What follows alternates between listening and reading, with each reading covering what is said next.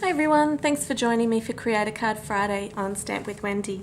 Today I'd like to start by showing you how to make a fabric flower. It's a bit like a rose, and so to do that I've just grabbed a piece of fabric from my stash, and it's about an inch wide by about 13 or 14 inches long.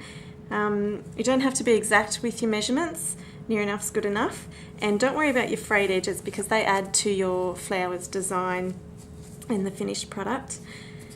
And I've chosen this piece of fabric because it matches our new in colours just so perfectly. I thought it was very similar to the Melon Membo, which I just love it. I'm really excited to bring that to you today. And those new in colours, the three colours, there's Rich Razzleberry, Melon Membo and Soft Suede. They're released today. So head on over to my blog at stampwithwendy.com.au and follow the link to check out the new catalogue. I think you're just going to love it. So to start our rose, you just pop a knot in one end of the fabric, just close to that end, so you'll end up with a little tail there, and pull it reasonably tight, but not as tight as it will go. And then just tuck that little tag on the end just under. And then to create the rose, you want to just twist the tail of fabric and then just wrap it around. So just twisting as you go and wrapping. And you're just holding it with this hand, just holding it in place as you move around the flower and twisting with your right hand. If you're right-handed, obviously you'll reverse that if you're left-handed. You don't want to twist it too tight, just sort of half tension, I guess you would call it.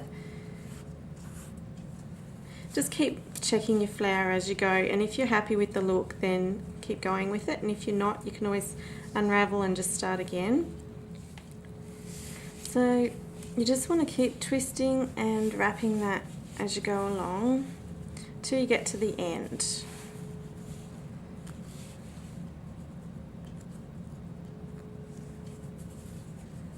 And once you get to the end,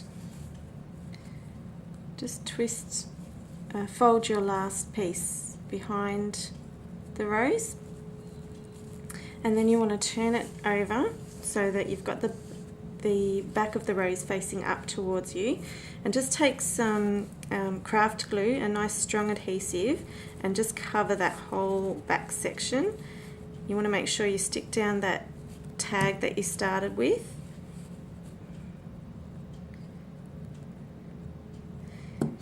And also that last tag that you've just finished with as well.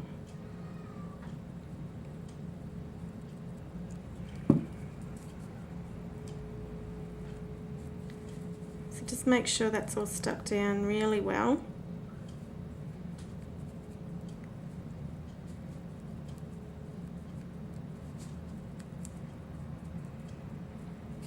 And if you're going to use this on a scrapbook project, just make sure that that craft glue that you use is a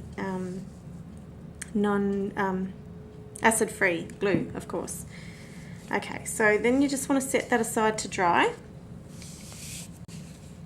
And while you're waiting for that rose to dry, we're going to create some leaves to go with that. So I've just got a strip of Certainly Celery Poly Twill ribbon, and I'm just going to pop a glue dot on each end of my strip of ribbon, which is about 15 centimetres long. Okay, so I've got a glue dot on each end of our ribbon, on the same side on each end. And then we're just going to fold both of those ends into the centre and just stick those down, and just give the ends a little fold as well so that they stay sort of semi-flat. Then on the other side, not the side where the ends meet, but the other side, in the centre of the ribbon, just pop another glue dot.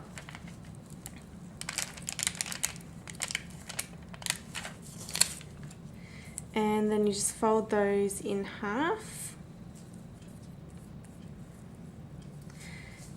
So you've formed a little V, and then grab your flour that's still drying, and just be sort of cautious about it. You don't want to get glue all over your hands, but you're just going to stick those leaves to the back of the flour as well. And then set that aside and let it dry completely. And while you're waiting for that to dry, we're going to make the rest of our cards. So I've got a piece of craft cardstock which is forming the base of my card, and that measures about 10.5 centimetres wide by 26 centimetres long. And I'm just going to fold that in half. So this is going to be a top fold card.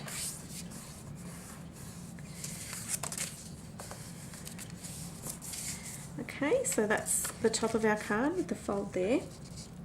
And then I've taken some of the gorgeous new Cottage Wool Designer Series paper, it's also released today, and some Certainly Celery cardstock, and I've popped those through my new Big Shot machine using the Top Note die, which is exclusive to Stampin' Up. I'm so excited that we've got these products and we're able to use them.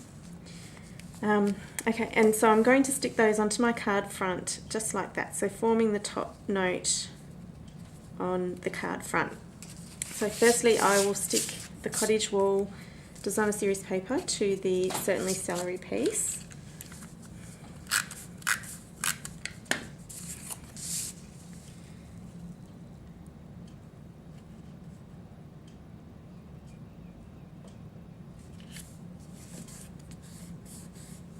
And then I've got a piece of Old Olive ribbon. Oops, I've just stuck that to my... And I'm going to just stick that around, covering the join between the pattern paper and the Certainly Celery cardstock. We're going to stamp the sentiment onto the Certainly Celery cardstock. And so again, with the new products, we've got some fantastic new cling stamps, unmounted cling stamps from Stampin' Up in our new Autumn Winter Mini. And so this is the set called Heard from the Heart, and I'm making mine a birthday card, so I'm going to take out May All Your Wishes Come True, and I'm just going to pick that up with my clear block, and I'm going to stamp that with Old Olive ink.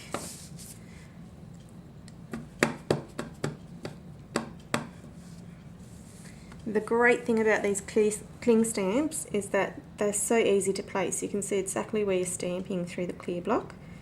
So stamp that down.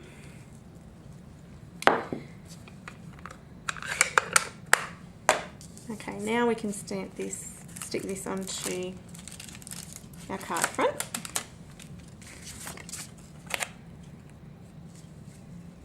I'm just centering that top note die on the card front there.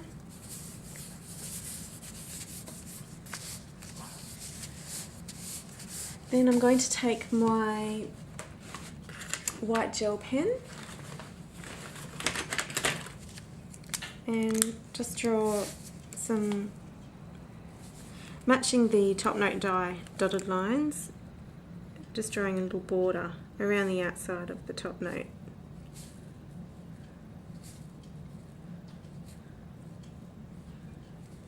Okay, so once you've finished your dotted lines and your rose is all dry, you can then add that, stick that down onto your card front, and I'm just going to pop mine to the right hand side there.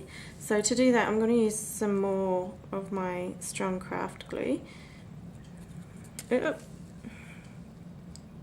just because I want to make sure it sticks. I don't want it falling off in the post. And so just pop that down and set that aside to dry, and there's your card all complete. Beautiful birthday card for someone special, but a nice, simple, quick design as well, so it's easy to make in a rush if you're anything like me and leave birthdays to the last minute. So there you have it, today's Create a Card Friday project. I hope you've enjoyed today's tutorial, and I hope to see you again soon. Bye for now.